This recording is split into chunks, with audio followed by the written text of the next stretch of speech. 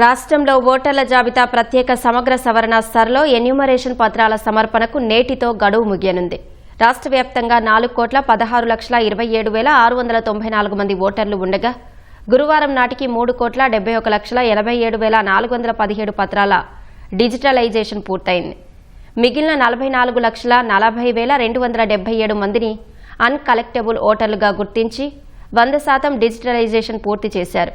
ఇవాళ ఎన్నికల సంఘం తుది నివేదికను ప్రకటించనుంది.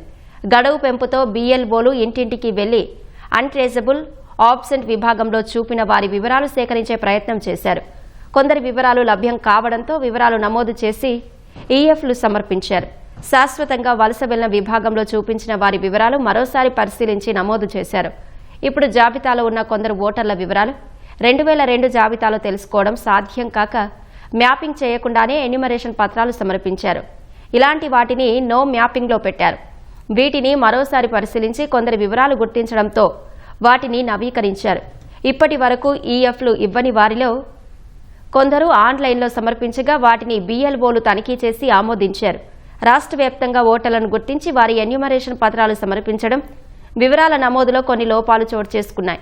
ఇప్పటికే వీటి డిజిటలైజేషన్ ప్రక్రియ పూర్తయింది. ఇందులో లోపాలను BLOలు సర్దిదిద్దుతున్నారు.